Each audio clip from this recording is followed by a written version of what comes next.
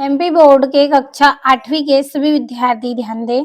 आज की इस क्लास में वार्षिक परीक्षा की तैयारी के लिए साइंस का आपका जो पेपर होने वाला है उसके लिए महत्वपूर्ण प्रश्न आज हम कंप्लीट करेंगे। तो आपका जो विज्ञान का पेपर है वो 28 फरवरी के दिन होने वाला है। तो पूरे आपको ऐसे प्रश्न बताऊंगी जो एग्जाम में पूछे जाते हैं, पूरे महत्वपूर्ण प्रश्न हैं। भरोसा रखें, कंप्लीट अच्छे से करना है। चलिए पहला प्रश्न समझ लेते हैं। तो बहुविकल्पी प्रश्न हैं आपके 1 से लेकर 5 हैं जो कि एक एक अंक के रहेंगे। तो पहला है, पहेली जल की कमी वाले क्षेत्र में रहती है।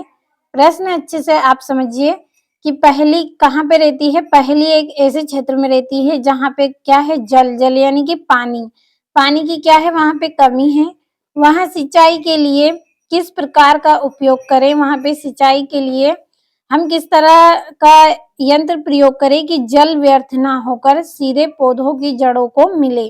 जो पानी है वो हमारा पानी है वो फालतू ना फीके और कहाँ पे पहुंचे, सीधा पौधों की जड़ों को मिले।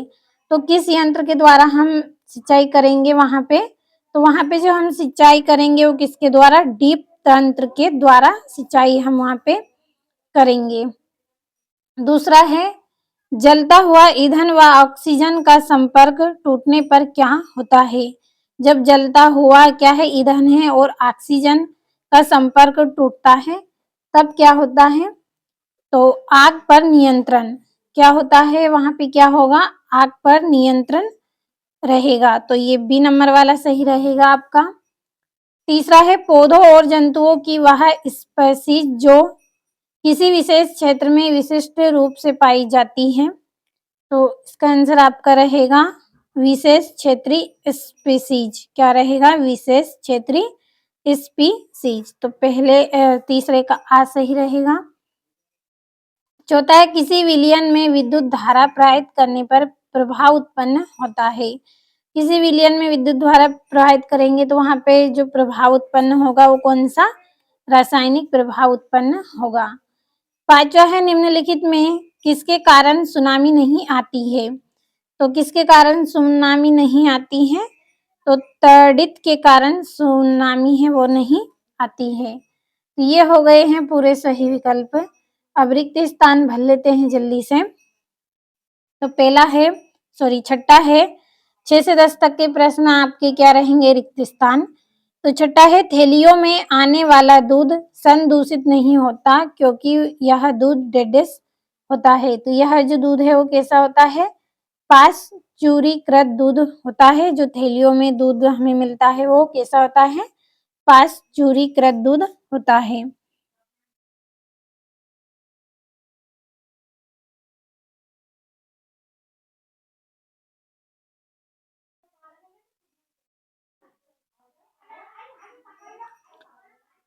सातवां है, कोयला और पेट्रोलियम डेडेस ईंधन के उदाहरण हैं। तो ये किसके उदाहरण है, जीवाश्म के उदाहरण हैं।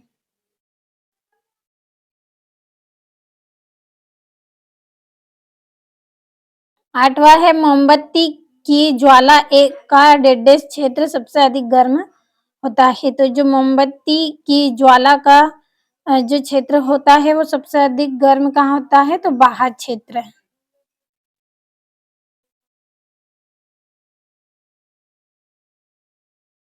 नवा है, वे पदार्थ जो विद्युत का संचालन नहीं करते हैं डेडेस कहलाता है। तो क्या कहलाता है, विद्युत के कुचालक कहलाते हैं।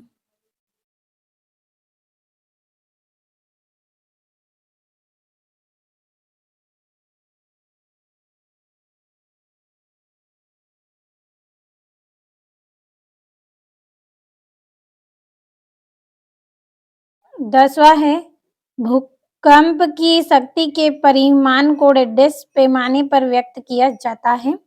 तो इसका आंसर रहेगा रिक्टर। क्या रहेगा, रिक्टर। रिक्टर पैमाने पर व्यक्त इसे किया जाता है। तो ये हो गए हैं आपके पूरे रिक्त स्थान। अब आपके जो 2-2 अंक और 3-3, 5-5 अंक के प्रश्न हैं उनको समझ लेते हैं। तो अति लघु उत्तरीय प्रश्न है 11 से 16 तक, 2-2 अंक के। तो 11वां है वायुमंडलीय नाइट्रोजन का मिट्टी में स्थिरीकरण करने वाले सूक्ष्म जीवों के नाम लिखिए। तो सभी के आंसर आपको इसी वीडियो में मिलेंगे, पूरा वीडियो लास्ट तक देखना है, पीडीएफ के द्वारा आपको आंसर मैं दूंगी। और 12वां है कोक क्या है इसके उपयोग लिखिए।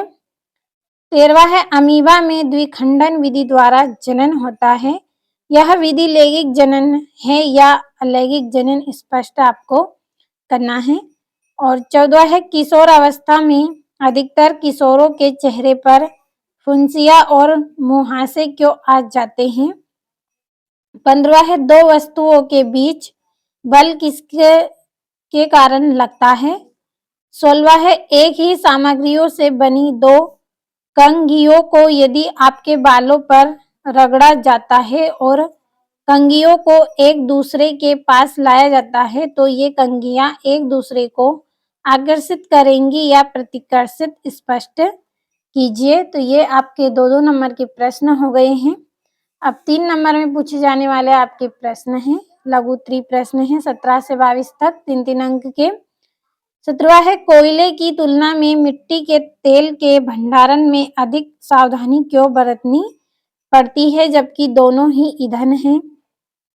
18वां है हमें कागज की बचत क्यों करनी चाहिए, उन कार्यों के उदाहरण दीजिए जिनके द्वारा आप कागज की बचत कर सकते हैं।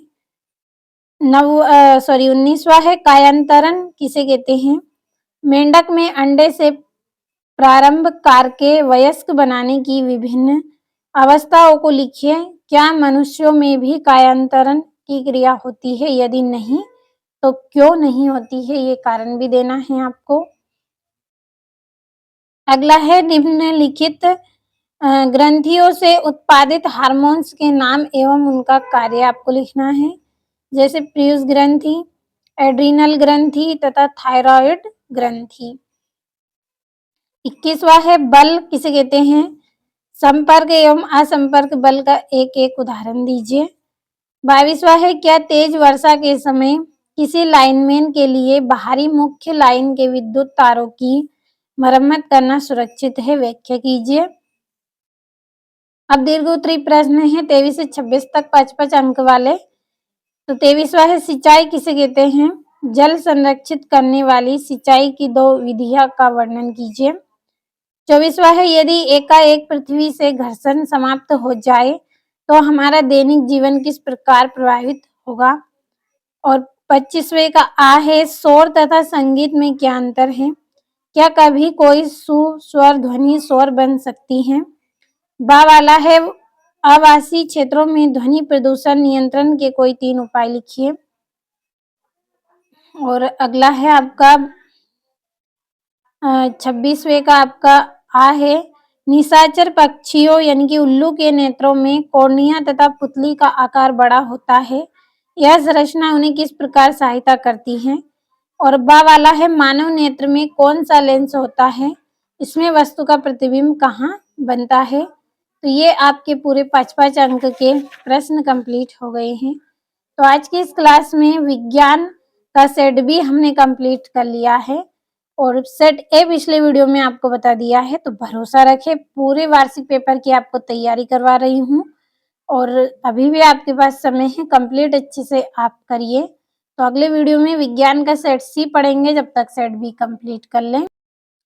तो ये आपका यहाँ से 11वां प्रश्न है, वायुमंडलीय नाइट्रोजन का मिट्टी में स्थिरीकरण करने वाले सूक्ष्म जीवों के नाम आपको इसमें बताने हैं।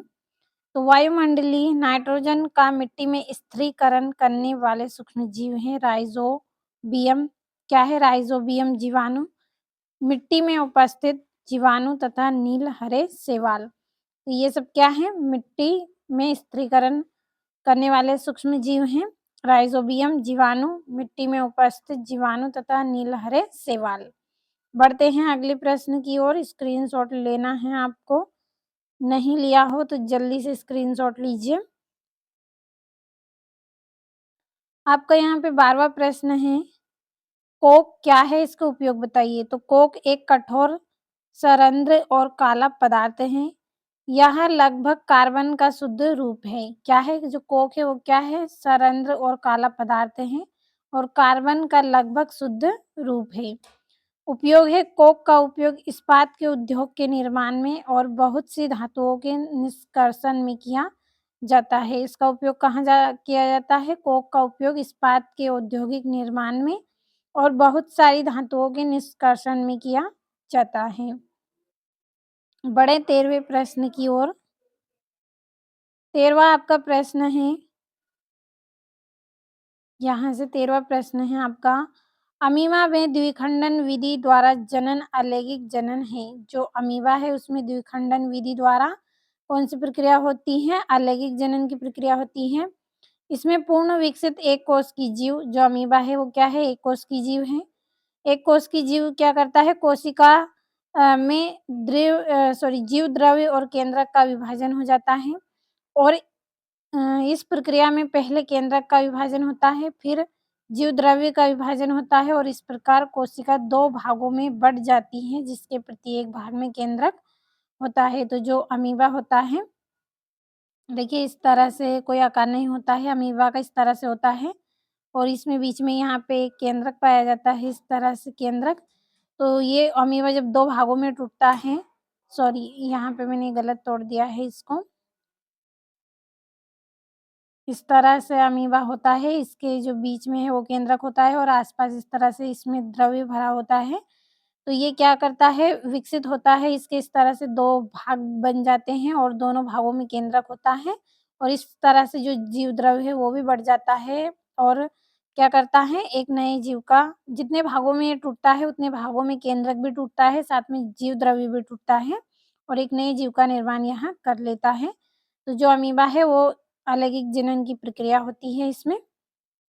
अगला है आपका, किशोर अवस्था में श्वेत तथा तेल ग्रंथियों की क्रियाशीलता अधिक बढ़ जाती है, जिससे इन ग्रंथियों का स्त्राव बढ़ जाता है। परिणाम स्वरूप अधिकतर किशोरों के चेहरे पर फुंसियाँ और मुहासे आ जाते हैं। किस कारण आ जाते हैं? श्वेत तथा तेल ग्रंथियाँ हैं, जो श्वेत तथा तेल ग्रंथियाँ हैं वो क्या है? क्रियाशीलता उनकी अधिक बढ़ जाती है, जिनसे इन ग्रंथियों का स्त्राव क्या है? बढ़ जाता है और अधिकतर जो किशोरावस्था के चेहरे होते हैं उन पे फुंसियाँ और मुहासे आ जाते हैं। आपका ये यहाँ पे अगला प्रश्न है, 2 वस्तुओं के बीच बल अन्योन्य क्रिया के कारण लगता है। किसके कारण लगता है? अन्योन्य क्रिया के कारण लगता है। अब अगला प्रश्न है आपका 16वां। तो प्रश्न आपको पढ़ना है, आंसर बता रही हूँ केवल। ये कंघियाँ एक दूसरे को प्रतिकर्षित करेंगी। क्या करेंगी? जो 2 कंघियाँ हैं वो आपस में, पूछा गया था आपसे कि आकर्षित करती है प्रतिकर्षित, तो ये एक दूसरे को क्या करेंगी? प्रतिकर्षित करेंगी। चूँकि दोनों कंघियाँ एक पदार्थ से बनी हैं, क्यों करेंगी? क्योंकि दोनों कंघियाँ एक पदार्थ से बनी हुई है और उन पर सजातीय आवेश उत्पन्न होगा तथा हम जानते हैं कि सजातीय आवेश एक दूसरे को प्रतिकर्षित करते हैं। समझ में आया होगा अच्छे से। 2 कंघियाँ क्या करेंगी? आपस में प्रतिकर्षित करेंगी। क्यों करेंगी? क्योंकि दोनों कंघियाँ एक ही पदार्थ से बनी हैं और उन पर सजातीय आवेश उत्पन्न होता है और हम जानते हैं सजातीय आवेश क्या करता है? एक दूसरे को प्रतिकर्षित करता है। आपका अगला प्रश्न है, कोयले की तुलना में। तो मैं यहाँ पे आंसर समझा रही हूँ। मिट्टी के तेल का ज्वलन ताप कोयले के ज्वलन ताप से कम होता है। कैसा होता है? जो मिट्टी का तेल का ज्वलन ताप है वो कोयले के ज्वलन ताप से कम होता है, इसलिए कोयले की तुलना में अधिक आसानी से आग पकड़ सकता है। अतः कोयले की तुलना में मिट्टी के तेल का भंडारण अधिक सावधानी की आवश्यकता होती है। तो समझ में आया होगा। मिट्टी के तेल का जो ज्वलन ताप है वो कैसा होता है? कोयले के ज्वलन ताप से कम होता है, इसलिए कोयले की तुलना में अधिक आसानी से आग पकड़ सकता है। अतः कोयले की तुलना मिट्टी के तेल के भंडारण से अधिक सावधानी से करनी चाहिए। आपका इसी तरह से यहाँ पे अगला प्रश्न है ये, हमें कागज की बचत वनों के बचाने के लिए करनी चाहिए। क्यों करनी चाहिए कागज की बचत? वनों को बचाने के लिए। हम 1 टन कागज बनाने के लिए 17 पूर्ण रूपेण विकसित वृक्षों की आवश्यकता होती है और कागज की बचत से वनों के साथ-साथ कागज के उत्पादन में उपयुक्त जल, ऊर्जा व हानिकारक रसायनों की भी बचत होती है। समझ में आया होगा हमें कागज़ की बचत क्यों करनी चाहिए, क्योंकि इससे वनों की भी बचत होगी। हमें 1 टन कागज़ बनाने के लिए 17 पूर्ण रूपेण विकसित वृक्षों की आवश्यकता होती है और कागज़ की बचत से वनों के साथ कागज़ के उत्पादन में प्रयुक्त जल, ऊर्जा व हानिकारक रसायन की भी बचत होती है। और ये हम निम्न कार्यों के द्वारा कागज़ की बचत कर सकते हैं। पहला, कागज़ का पुनः चक्रीकरण करके लगभग 5 से 7 बार तक। और दूसरा है कागज़ का पुनः उपयोग करके। तीसरा है कागज़ का मितव्ययता से उपयोग करके। चौथा है कागज़ की बचत के लिए जन जागरूकता अभियान चलाकर और कंप्यूटर का उपयोग करके भी हम क्या कर सकते हैं, कागज़ की बचत कर सकते हैं।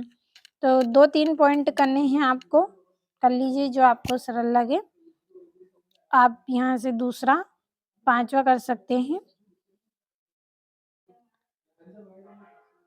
और ये आपका यहाँ से अगला प्रश्न है। कायांतरण लार्वा के कुछ उग्र परिवर्तनों द्वारा वयस्क जंतु में बदलने की प्रक्रिया कायांतरित कहलाती है और मेंढक के जीवन चक्र की विभिन्न अवस्था क्रम से हैं। तो पहला है अंडा, दूसरा है आरंभी टेडपोल, तीसरा है बाद वाला टेडपोल और चौथा है वयस्क। तो अच्छे से कंप्लीट आपको कर लेना है सभी प्रश्नों को। भरोसा रखें, पूरे मोस्ट इम्पोर्टेंट क्वेश्चन बताए हैं, लगातार तैयारी भी करवा रही हूँ। अच्छे अंक यदि वास्तव में लाना है तो अच्छे से पढ़ ले। और ये आपका यहाँ से हार्मोन ग्रंथि और कार्य दिए हैं। वृद्धि हार्मोन, पीयूष ग्रंथि सामान्य वृद्धि के लिए आवश्यक है। थायरोक्सिन, थायराइड ग्रंथि मेंढक में कायांतरण का नियमन करता है और मनुष्य में इसकी कमी से गोइटर रोग होता है। और एड्रेनेलिन, एड्रीनल ग्रंथि क्रोध, चिंता एवं उत्तेजना की अवस्था में तनाव के संयोजन का कार्य भी ये करती है।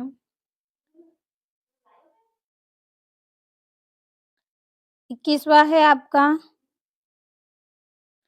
आपका यहाँ पे अगला जो प्रश्न है, इसमें आपको बल की परिभाषा बतानी है।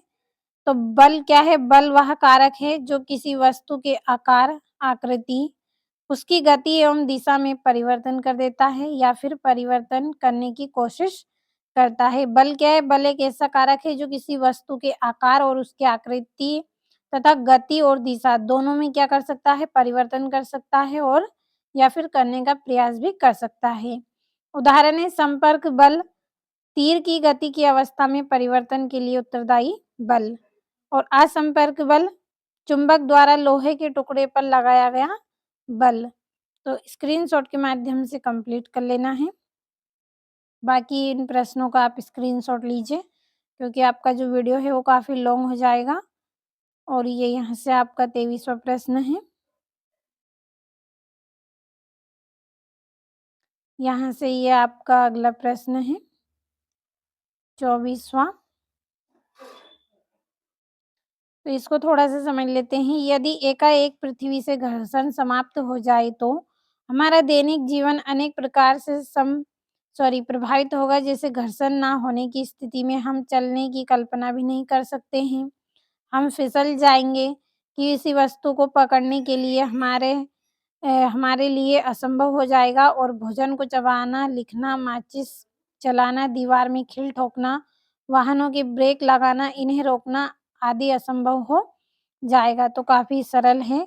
जो घर्षण है वो क्या करते हैं, अ, जो हम चलते हैं तो वहाँ पे भी घर्षण कार्य करता है, हम फिसल जाएँगे, वस्तु को पकड़ने के लिए ये सब जो काम है वो हम घर्षण के द्वारा ही करते हैं। तो ये सब क्या है, अगर घर्षण समाप्त हो जाएगा तो ये सब काम हम नहीं कर पाएँगे। और ये आपका यहाँ से 25वां प्रश्न है।